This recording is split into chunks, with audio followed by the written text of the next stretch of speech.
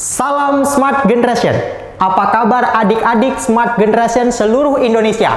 Kakak harapkan adik-adik tetap selalu sehat dan semangat.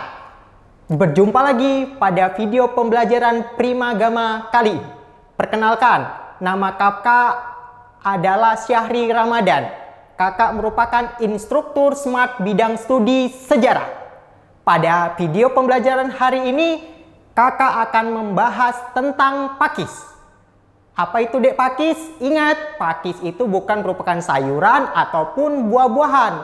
Tetapi pakis itu adalah singkatan dari perkembangan agama dan kebudayaan Islam.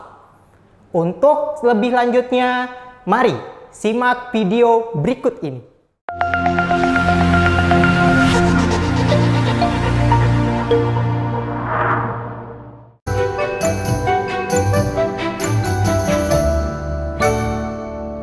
Oke adik-adik, kita masuk pada materi pakis, perkembangan agama dan kebudayaan Islam di Indonesia.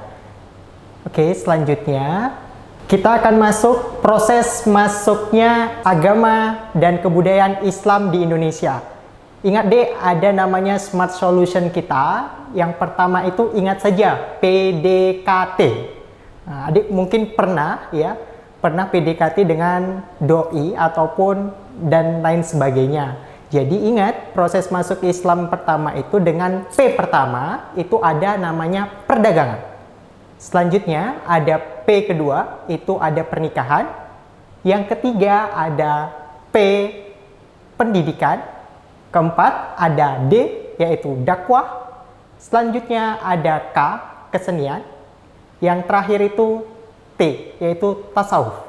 Jadi ingat deh, PDKT. Selanjutnya kita akan masuk pada materi proses masuknya agama dan kebudayaan Islam di Indonesia. Adik-adik bisa lihat di peta, itu kita lihat persebaran dari agama dan kebudayaan Islam. Itu masuk melalui Selat Malaka, lanjut ke wilayah Sumatera, Jawa, Kalimantan, Sulawesi, Maluku, hingga ke Papua. Jadi, adik-adik bisa lihat bagaimana proses masuk dan persebarannya. Selanjutnya, kita akan bahas mengenai soal. Contoh soal pertama. Kita lihat wujud akulturasi antara budaya lokal, Hindu-Buddha, dan Islam pada bangunan masjid tercermin pada titik-titik. A. Arah kiblat. B. Atap tumpang. C. Tempat pengimanan. D. Bahan bangunan dari batu bata. E. Tempat wudhu di samping masjid. Kita akan bahas adik-adik. Yang A. Arah kiblat. Kita ketahui arah kiblat itu semuanya sama, yaitu di Mekah. Dan A ini kita bilang jawabannya salah. B. Atap tumpeng. Bisa jadi adik-adik. Kenapa demikian? Ya, kita ketahui sejarah lokal ataupun budaya lokal kita itu kita kenal dulu namanya ada punden berundak-undak. Kalau Hindu-Buddha kita ketahui ada kasta. Sementara Islam itu akan mengakulturasi antara budaya lokal dengan Hindu-Buddha. Jadi B bisa jadi. Yang C, tempat pengimaman. Jadi tempat pengimamannya beda antara Hindu-Buddha dengan Islam. Kenapa? Kalau Hindu-Buddha itu di candi, jelas berbeda. Yang D, bahan bangunan dari batu bata. Jadi tidak masuk juga. Yang E, tempat wudhu di samping masjid. Ingat, Hindu-Buddha D itu tidak mengenal juga untuk berwudhu, ya. Jadi jawaban yang paling tepat itu B, atap tumpang.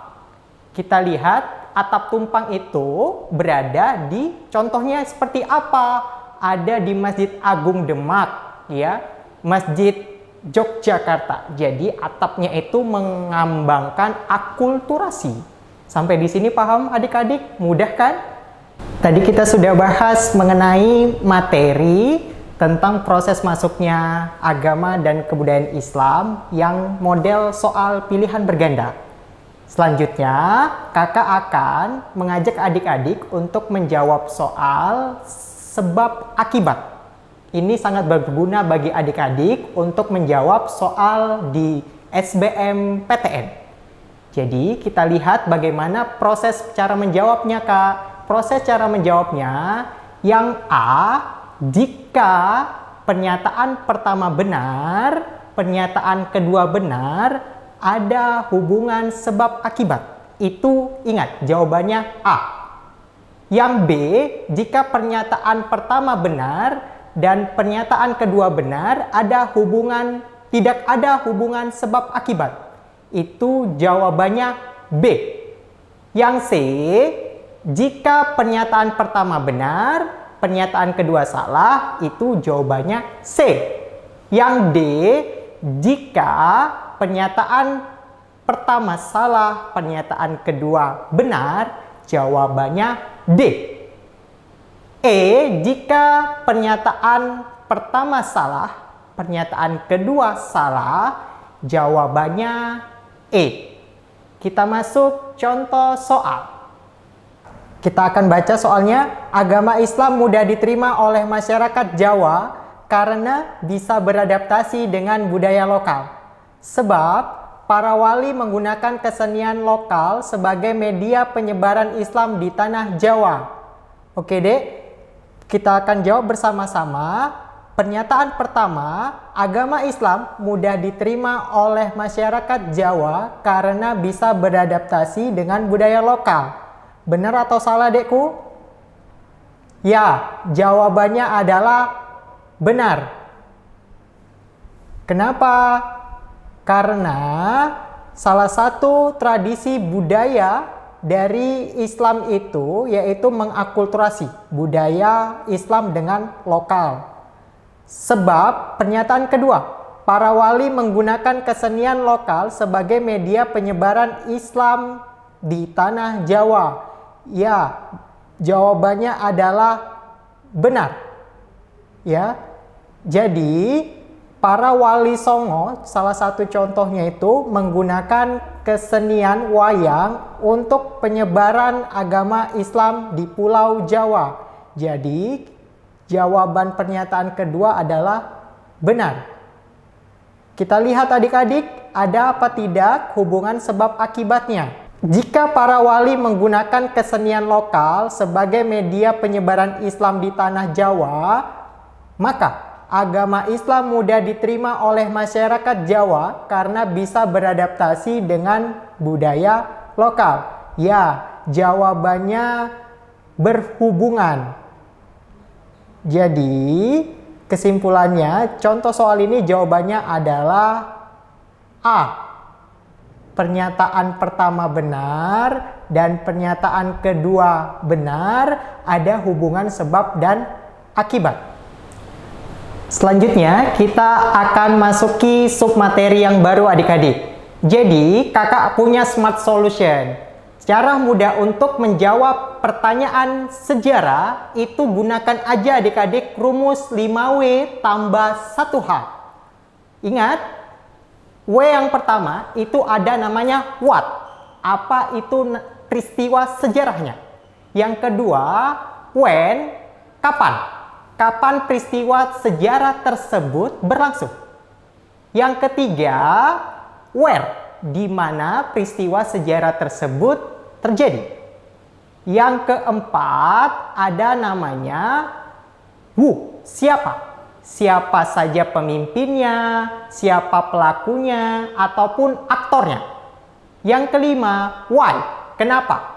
Kenapa peristiwa sejarah tersebut bisa terjadi. Yang terakhir, ada namanya how. How itu bagaimana proses kehancuran dari peristiwa sejarah tersebut. Gampang kan adik-adik? Untuk selanjutnya kita akan bahas mengenai kerajaan Islam yang ada di Indonesia. Yang pertama, kita gunakan rumus 5W tambah 1H tadi. What? Apa? Nama peristiwa sejarah tersebut. Kita masukkan Kesultanan Samudra Pasai. Selanjutnya, ada when. When itu kapan? Kapan berkuasanya Kesultanan Samudra Pasai di Indonesia? Yaitu dari tahun 1267 sampai 1521 Masehi. Selanjutnya kita masuk where. Where itu di mana? Adik-adik bisa lihat di peta, ya, di mana letak posisi dari Kesultanan Samudra Pasai. Kalau kita lihat sekarang, terletak di mana, Dek? Terletak di wilayah Lok Semawe atau di wilayah Aceh Utara. Nah, itu dia di peta, adik-adik bisa lihat. Selanjutnya, kita akan bahas mengenai Wu. Siapa saja pemimpin atau sultan-sultan dari Kesultanan Samudra Pasai. Ingat, Dek, smart solutionnya ada 3 saja. Siapa pendirinya, pada masa siapa kejayaannya, dan pada masa siapa kehancurannya. Yang pertama, Najimuddin Al-Kamil merupakan pendiri dari Kesultanan Samudra Pasai. Yang kedua, ada namanya Malik Al-Saleh, merupakan salah satu sultan pada masa kejayaan Kesultanan Samudra Pasai. Yang ketiga, kehancurannya terdapat pada Sultan Malik At-Tahir. Sudah paham adik-adik? Selanjutnya, kita akan bahas mengenai why. Bagaimana kondisi Kesultanan Samudra Pasai. Adik-adik bisa lihat bagaimana kita akan rangkum seluruh materi mengenai Kesultanan Samudra Pasai. Yang pertama, ingat, Dek, Samudra Pasai itu merupakan kesultanan Islam pertama di Indonesia. Ya, berbeda kalau Demak itu merupakan kesultanan Islam pertama di Jawa. Oke. Selanjutnya merupakan salah satu kesultanan yang menguasai Selat Malaka. Jadi, Samudra Pasai itu menguasai beberapa pelabuhan yang ada di Selat Malaka. Selanjutnya merupakan pusat perdagangan internasional. Dan yang perlu ada ingat, yaitu Kesultanan Samudra Pasai merupakan kesultanan yang menghasilkan komoditi lada, kapur barus, dan juga sutra. Ingat, Dek, ya, kalau kesultanan di Sumatera atau wilayah barat Indonesia itu cenderung komoditasnya lada. Kalau yang di timur Indonesia itu cengkeh dan pala. Selanjutnya, apalagi telah menggunakan uang koin yang disebut namanya cetis. Selanjutnya, apakah Kesultanan Samudra Pasai pendapatan tertingginya itu ada dalam kegiatan ekspor dan impor barang. Oke, Dek, sampai di sini paham? Selanjutnya kita akan masuk pada kehancurannya. Ingat, Kesultanan Samudra Pasai itu, ya, kehancurannya disebabkan oleh serangan Portugis, ya. Selanjutnya ada serangan dari Kesultanan Aceh, ya. Jadi Aceh itu menyerang Kesultanan Samudra Pasai karena ingin menguasai seluruh wilayah Sumatera. Gampang kan, Dek? Jadi ingat, Smart Solution 5W tambah 1H. Oke, adik-adik, kita bahas contoh soal sebab akibat. Kita lihat soalnya. Berdasarkan catatan Mahuan, Kerajaan Samudra Pasai telah menggunakan uang koin emas yang disebut dirham. Sebab komoditi perdagangan yang menjadi andalan Kerajaan Samudra Pasai adalah lada. Ayo, Dek, kita bahas secara bersama-sama. Pernyataan pertama, berdasarkan catatan Mahuan, Kerajaan Samudra Pasai telah menggunakan uang koin emas yang disebut dirham. Benar atau salah, adik-adik? Iya, jawabannya benar. Karena selain uang koin cetis, Samudra Pasai juga mengenal uang koin dirham sebagai alat tukar. Kita masuk pernyataan kedua. Komoditi perdagangan yang menjadi andalan Kerajaan Samudra Pasai adalah lada. Benar, Dek. Keunggulan atau komoditi unggulan dari Kerajaan Kesultanan Samudra Pasai adalah lada. Ada tidak dek hubungan sebab akibatnya? Jika komoditi perdagangan yang menjadi andalan kerajaan Samudra Pasai adalah lada, maka berdasarkan catatan Mahuan, kerajaan Samudra Pasai telah menggunakan uang koin emas yang disebut dirham. Jawabannya adalah B. Kenapa pernyataan pertama benar, pernyataan kedua benar, tidak ada hubungan sebab akibat. Oke adik-adik, selanjutnya kita akan bahas mengenai struktur pemerintahan Kesultanan Malaka. Oke, yang pertama itu ada namanya Sultan. Sultan itu sebagai pemimpin. Dalam bertugas, Sultan dibantu oleh Pati. Selanjutnya di bawah Pati ada Laksamana. Laksamana itu bertugas sebagai menjaga keamanan laut. Di bawah Laksamana ada namanya Syah Bandar. Syah Bandar itu bertugas sebagai pemungut ataupun bea cukai di pelabuhan. Di kota ataupun daerah ada pimpinan atau jabatan bupati. Bupati bertugas sebagai penanggung jawab kota. Di bawah bupati ada jabatan Tumanggung. Tumanggung itu bertugas sebagai penanggung jawab suatu daerah. Sudah paham adik-adik? Selanjutnya kita akan bahas mengenai bagaimana penyebab kehancuran dari Kesultanan Malaka. Ingat dik, ya, Kesultanan Malaka itu hancur karena adanya serangan dari Portugis. Portugis menguasai Malaka itu pada tahun 1511. Jadi, ingat Kesultanan Malaka itu hancur pada abad 1511 Masehi. Selanjutnya kita akan bahas contoh soal sebab akibat. Oke adik-adik, ayo kita jawab bersama-sama. Pada masa perkembangan Islam, penguasa kota pelabuhan disebut Syah Bandar. Sebab Gresik adalah sebuah kota pelabuhan Islam yang menjadi persinggahan di wilayah Jawa Barat. Ayo adik-adik kita bahas bersama-sama. Pernyataan pertama, pada masa perkembangan Islam, penguasa kota pelabuhan disebut Syah Bandar. Jawabannya adalah benar.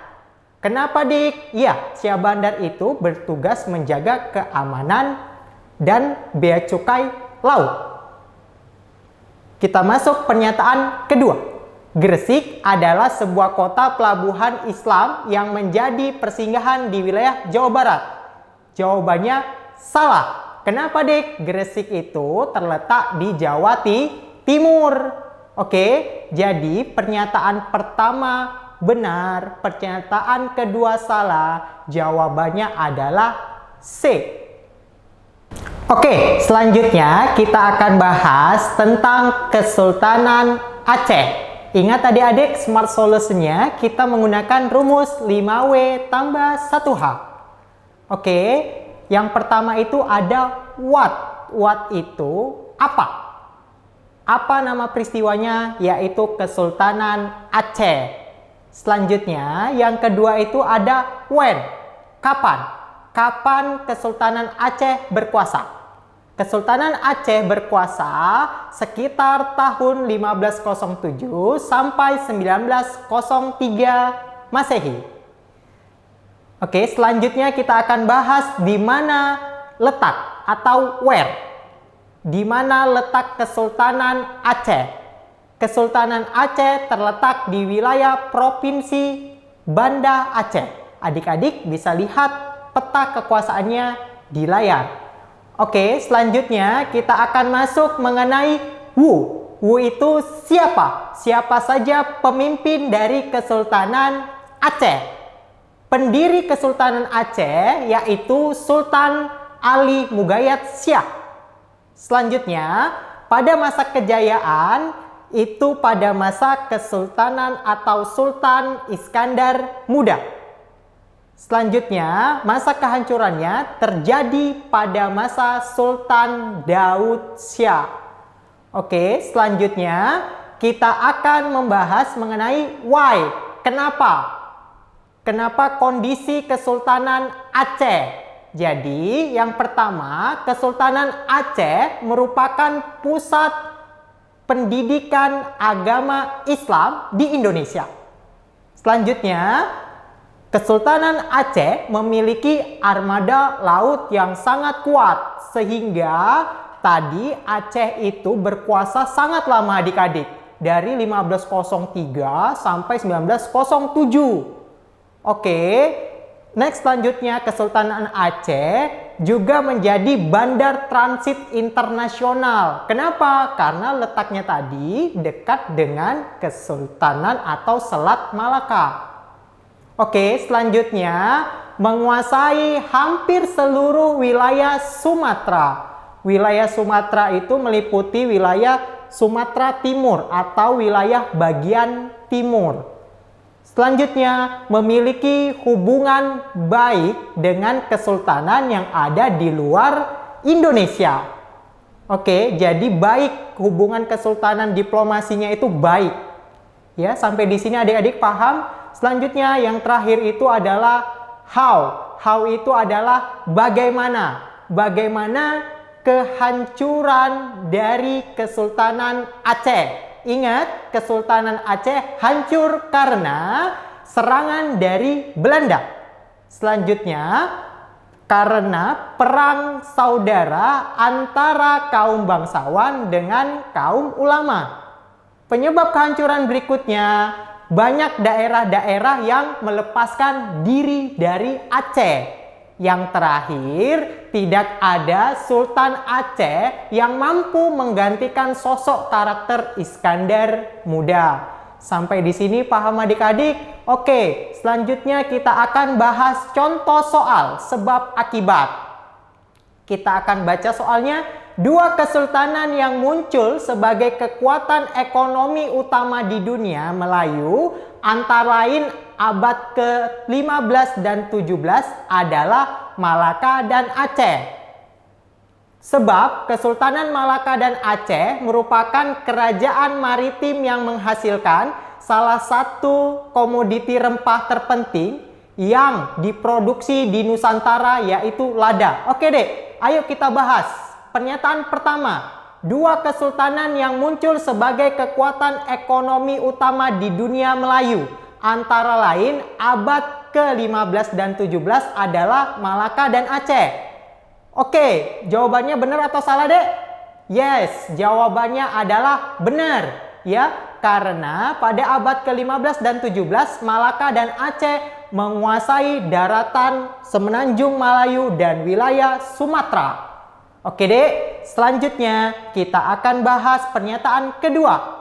Kesultanan Malaka dan Aceh merupakan kerajaan maritim yang menghasilkan salah satu rempah terpenting yang diproduksi di Nusantara, yaitu lada.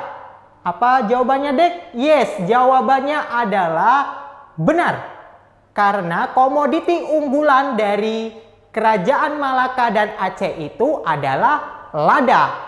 Oke dek. Selanjutnya kita lihat ada apa tidak hubungan sebab akibatnya.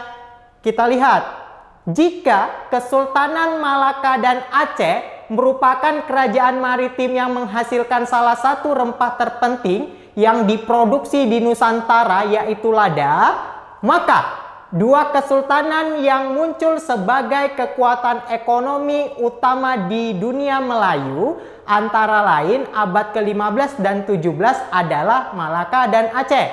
Jawabannya adik-adik, yes, berhubungan. Jadi, jawaban soal ini adalah A.